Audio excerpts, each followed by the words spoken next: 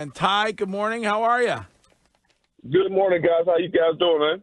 Great. I was wondering if Bill Belichick ever took you to the Ground Round, the restaurant chain.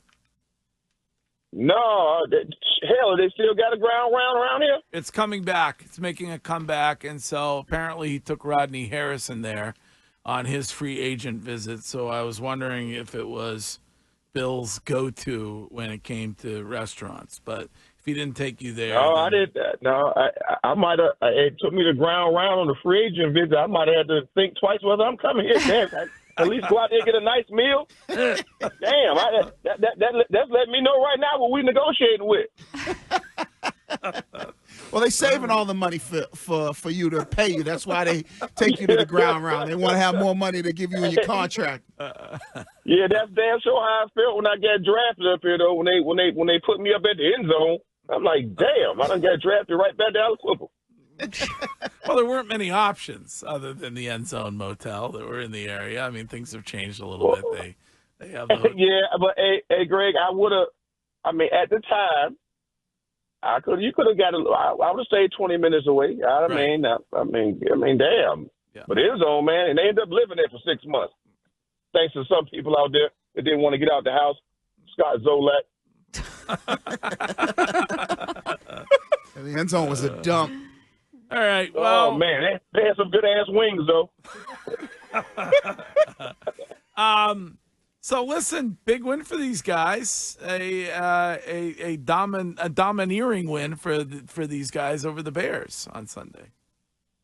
I mean, it was a great win, and 9 sacks. You know, when you talk about domineering and all that, I mean, it was let's call it what it was. It was two bad teams, and who's going to play the best football are two bad teams right now. I mean, we got a lot to, like I said, look forward to, but right now, people paying for their job. Wiggy, see if they're going to be back in training camp next year, man. let's keep it a buck. So keep it real, as Wiggy would say, no cap. This is not something to get overly excited about. No, it's not. It's not. I mean, I think anytime you win, because everyone's out there working hard, don't get me wrong. I mean, they're professionals. You got pride. You practice hard. You want to win. But 9 sacks, great. I mean, Gerard Mayer, he threw everything but the kitchen sink at him. I mean, 9 sacks is amazing. But let's just look at who you're playing. You know what I mean? Do that against a formidable team, and you can get more excited about it. But it was just the best thing about that day when people traveled to the game, it was beautiful weather in Chicago. Ty, that's one of the things that we were all talking about in here. Courtney had, I think your opinion is that this team could make the playoffs. They could go 6-1. I thought that they're not going to really get true respect until they beat the Cardinals in Arizona or in Buffalo week 15 or 16. Now that's saying something. You know what you're working with. I mean, what guys are going to be around for the future, but you have to win a game of substance. Somebody with a better record, a better team, not a rookie quarterback, even though we have a rookie quarterback. You got to put a stamp on it somewhere, and Chicago just said it, so I'm not getting that excited about it. I'm happy for the win, but I'm not that excited when you look at the team and look at the game and the future. I mean, that's not telling me anything, this game right here. It's really not. So, Ty, you don't want to buy into, like, Keon White after the game was asked what was clicking for the defense, and he said, we're a bunch of young guys, we've faced injuries, and we finally figured out how to play with each other, so that's what you're witnessing now? Like, you can't, that's an optimistic way to look at this team. They got it together now, huh? For Chicago. We injuries, everybody's back, now we're clicking. Man, do it next week. You can't say that over one game like that with 9 sacks. I mean, but I get it. You're supposed to, to round the team up and what you say, but come on, man. I mean, I don't think you just figured it out just now versus Chicago. Like I said, do that against Buffalo or Ravens or Kansas City. Do that against somebody like that, then you can, talk like that. Well, they have the easy games are ahead of them. I mean, Wiggy brings up 2 difficult ones, but the next 3 are winnable. So if they beat the Rams this weekend, would that make you feel a bit differently that maybe they figured it out? Who did the Rams just lose to? The Miami. Dolphins Yeah, last Miami. night. Well, it's a short week for them. They've got to Thank fly you. across the country. Yeah. Thank you. I mean, is the Rams, is anybody talking about them doing anything special? I mean, they got beat by the Dolphins, who is not a very good team, either. And like I said, I'm not trying to rain on no parade. I'm just saying, let's be realistic. Now, if they got 3 games, winnable games, hopefully they win them. I want them to win because no matter what, I always go with the Patriots, even though it's a dumb bet, but you got to go with your team. Nothing major. I ain't bet no real money out there. I ain't going to do that. But you a friendly bet with your friends or somebody that played for that team, quick little $100 or something, man. I still want them to go 500. I got more money than going 500. Tell you that, which I don't know if that's going to happen. Ty, I think the biggest thing for us here is our focus is, or at least for me, is the offseason. And do you think Robert Kraft really opens up his checkbook this offseason to allow them to go after free agents, to potentially go after a guy that they trade for and then sign to a long-term deal? Do you think Robert is kind of under pressure to do that this offseason now that, the team has struggled and Bill will have been gone for a year?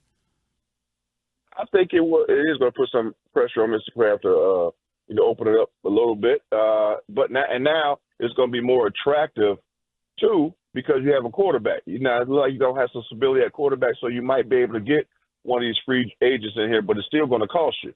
Before you had the luxury of, hey, we're winning, and a free agent to come in and take less money to be a part of the Patriots culture and a part of the team with a chance to win a championship. Right now, you got to get guys that you got to pay them. Those guys are not around here. People are about getting paid, so he's going to have to pay guys to come in right now until he gets the culture. You're going to have to pay top dollar, and that's just what it is. Think about it as a free agent. We love New England. We've been here, but most people that haven't been here out of the country, all they think of is cold. It's cold in New England. Tom Brady, they got the championships, but who's coming up here there's not a vacation place in the wintertime. So people think about that in free agency. You know that, Wiggy. Mm-hmm. It's like, okay, if I go here tax-free, this one got less taxes, I'm gonna save some money. Hey, I'm going to go up there and lose. No, you come to New England right now with the team that's assembled, you got to pay. You got to pay to play. That's just what it is. Yeah, that's what Greg says to Ken. I would say, Ty, I watched the Chiefs. They're undefeated. That was a crazy way to pull out that win with the blocked field goal. How many Super Bowls, in your mind, does Mahomes need before he can legitimately argue that he's the greatest? I think he's going to need, for him to be in the conversation with Tom, he's going to have to.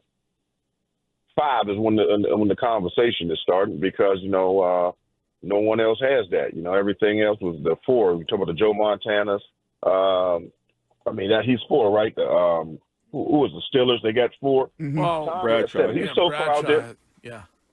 Bradshaw 4. I know he's not in that conversation, but he still got 4 Super Bowls. But you got to get there.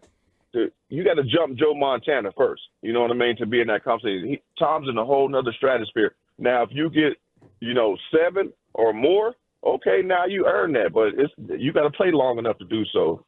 You know what I mean? And it might be one of those type of things. He's doing so much in the short part of his career that people are gonna, say he did more in less time. As far as getting that. But if you don't get 7 of them and you can't put in the string as long as Tom Brady has, I don't see it happening. But 5, I think, is the magic number to where you can at least start having a conversation. You Shime can't has do Joe that Montana. because you got too many people. Shime has Joe Montana 75th on his top 100 all-time quarterback. Yeah. Damn right. Right behind Elvis Gerback. The worst. What? He doesn't even have. What's the explanation for that, Shime? I just think he's overrated. He was on a really, really talented team. It's just like Bradshaw. Nobody talks about Bradshaw in the top 5 quarterbacks of all time. He won 4 titles. I think it's very similar with Joe Montana. No, come on, that's Joe. The greatest of all time wanted to be Joe Montana. Come on, man. He ain't. That's just because he grew up in San Francisco. That should tell you something right there. That should tell you something right there. Come on, man. That's Joe Montana, bro. Like I said, he got to get past that first. But Tom Brady, this is talking about 7 and the way he did it and then to leave. And then it's always going to be, to me, What happened when young Patrick Mahomes was playing old Tom Brady? Head up. Yep. When it mattered. Head to head. So Tom Brady wins. And guess what? And you can't come back from that. When you played head up, Tom, you're supposed to be the new young gun, but Tom was still there, and he beat your head up. So I mean, Tom is always going to have that argument, but I get it. Patrick Mahomes is absolutely incredible, and if anybody can be in the conversation with Tom Brady, it's him. But he has to win. He got to win. He got to win a couple more. Well, if he wins, in my opinion, if he wins this year, that'll be a three-peat. That'll be 4 for him. Right. Four for him in his career. Right. And he's only 27 or 28 years old. So if he realistically plays another 10 years, he's probably going to catch Brady passing yards and all the statistics. The question is, but do they seem the lock this year that they have been in other years? No. He'll be 30 next year. Oh, 30 next year? And this is unbelievable. But what made Brady stand alone is so many great quarterbacks have had, or 5 or 6, have had that 1 10-year run. What Brady did that is never been done is have a second 10-year run 10 years later that was more impressive than the first. Right. But does Mahomes not need a 10-year gap? See, that might be the difference, right? Remember, Brady went 10 years without not winning a Super Bowl, where Mahomes, let's say they win this year, he might not need that 10-year gap because he might, for the next 5, 6, 7 years, be in it, right? He's 30 years old. Let's say he plays he said that he wants to play till he's 40. Let's say he plays till 38. For the next 8 years, he might not have that gap of missing the Super Bowl. His last 2 years, 2023 and 2024, his passer rating has been under 93. He's gone down precipitously from 2022, and he's only 29. Obviously, the team's great. The national conversation on Mahomes, if he were on the Patriots, would be what's wrong with him. Yeah. They would be like, he's struggling. 12 touchdowns, 9 picks. What the hell? He's having a bad year. Right. Go ahead, wait. No, I was just going to say it really comes down to winning Super Bowls, because that's the most important thing. And if he wins another Super Bowl, people won't care how many touchdowns he's thrown, especially if he has like a great playoffs. I mean, you're right about that, but look how many Tom went to as well. I mean, you think about, he was in there every year, every other year. You got to take that into consideration. Even though, the ones that he lost, he was still there. So I still think, Patrick Mahomes has a ways to go. If he gets this fourth one, okay, now you reach to where other people have reached already. Like I said, you got Bradshaw, you have Montana. It's been done before. It's not something we haven't seen, and with Tom Brady, of course. Now, can you get to 5? I think 5 is the number to where you say, okay, now he can start being in the conversation like that. And then can he play long enough? It's kind of like the LeBron and the Michael Jordan comparison. LeBron is playing long enough to where he can make that damn argument of being the GOAT for everything that he's done and all the numbers it has. But when you look at the impact of what Michael Jordan and the time he was there, everybody wanted to be like Mike. You know what I mean? Look at his accolades and things like that. But he didn't play 20-some years. So there's a debate there. There is no debate right now when it comes to greatest quarterback or football player all time. In my opinion, you have to do more. And right now, Tom stands by himself, period.